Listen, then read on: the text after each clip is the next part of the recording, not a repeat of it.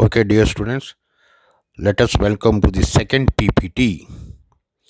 In second PPT, you are going to study the explanation to means and modes of communication system. What is the mean of communication system and what are the modes of communication system? Now, in this second PPT in session 2, we should be able to know communication by means of radio waves. You cannot transmit our sound signal by itself. We need a very high frequency used for the purpose of radio communication, that is called radio waves. Using radio waves, you can transmit our low voice signal or any message signal from one place to another place. This is our communication by means of radio waves. Another, transmission from transmitter to receiver. So our voice signal is transmitted from one place. This is called transmitter. And while we transmit our signal into space by means of electromagnetic radiations, and at farther distance we need another station. This is known as receiver. Here where the signals is received. At the transmitting station, our voice low frequency signal is mixed with high radio frequency signal. The resultant wave is radio frequency signal. It is transmitted into the space. Now this radio signal, while transmitting into space, carries only informations, and you cannot hear the information because the resultant frequency is very high. Only if the frequency is less than 20 hertz, you can hear the information. But transmitting signal frequency is very high radio frequency signal, and you cannot hear the sound. Therefore, at the receiving station, we receive these electromagnetic radiations, and we will separate the radio frequency from our low frequency message signal. So we will remove the radio frequency and we will get only low frequency signal at the receiving station. That is our message signal or voice signal. Therefore, transmission process requires transmitter 1, where we need to transmit our message signal. Receiver, it is a device where we need to receive the signal. And this message signal is transmitted into the space by means of electromagnetic radiations, because the signal has a very high frequency. When it is fed to the antenna, this high frequency signal produces magnetic field, electric field, and radiations perpendicular to this magnetic field and electric field. Hence it is called electromagnetic radiation. When you apply the high frequency to the antenna, this produces magnetic field in this direction, and it produces high frequency radio frequency, and perpendicular to this the electromagnetic radiation flows. Therefore, the magnetic field which is perpendicular to the electric field and the electromagnetic radiation which is perpendicular to both magnetic field and the signal field. This is electromagnetic radiation. Now we can transmit our voice signal either by means of ground waves mode or skywave mode. There are different modes we can transmit. You can transmit near the surface of the earth from one place to another place, or we can transmit our signal to the sky, and then we can get it back from the sky and we can receive any point on the earth. That is the mode of communication, either by means of ground wave mode or skywave mode. We will discuss it later now in details. So radio communication requires the use of both transmitting and receiving equipments. Transmitting equipment is used to transmit the signal.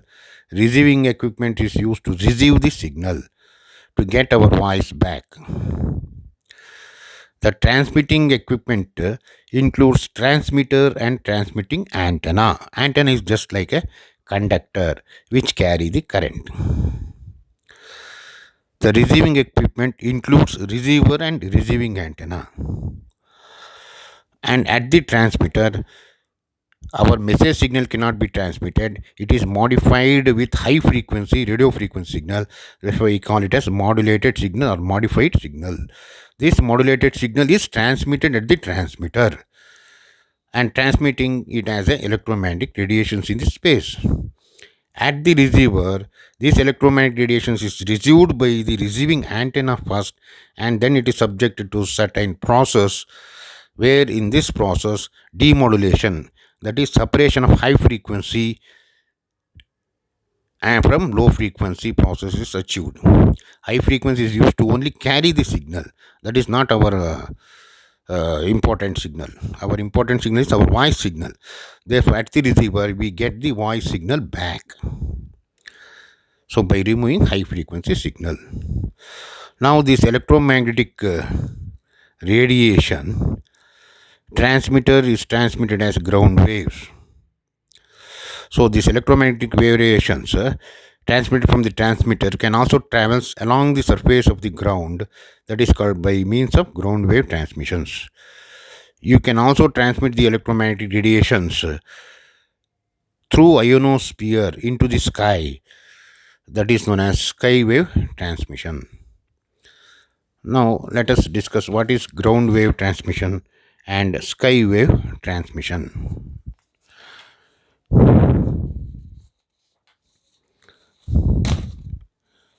See this.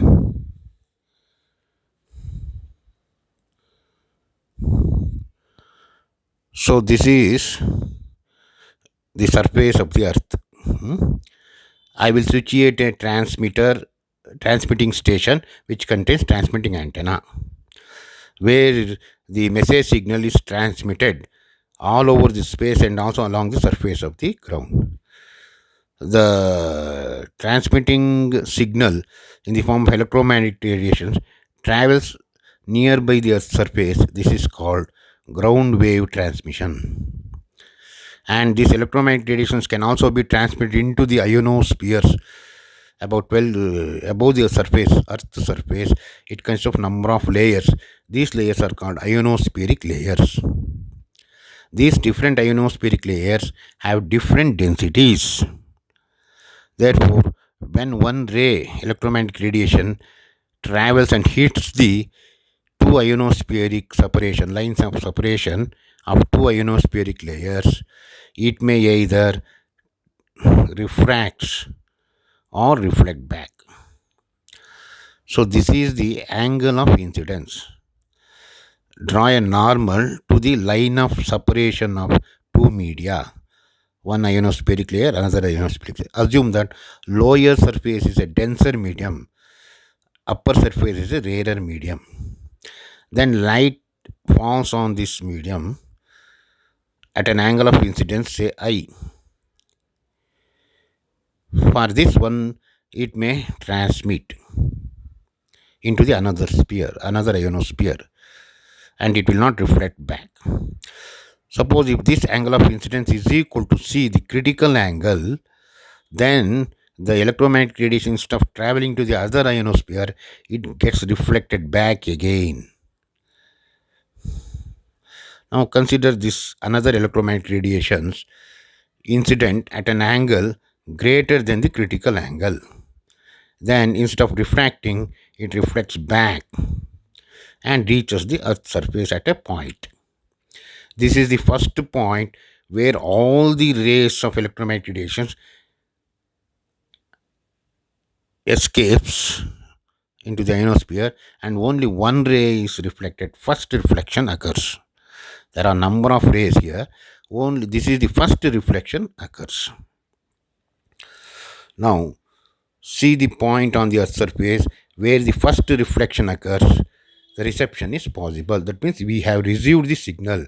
Therefore, reception is possible.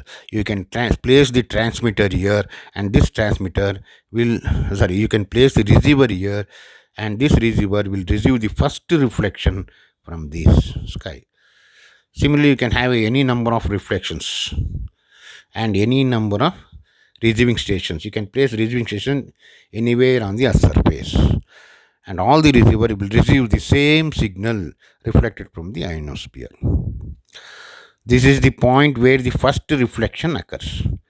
Then the distance of this transmitter between the point where the first reflection occurs, this distance is called skip distance. Now see this area, there is no reflection, therefore no reception is possible. So this is the region where no reception is possible, or it is the region where no reception is possible. It is a silent zone.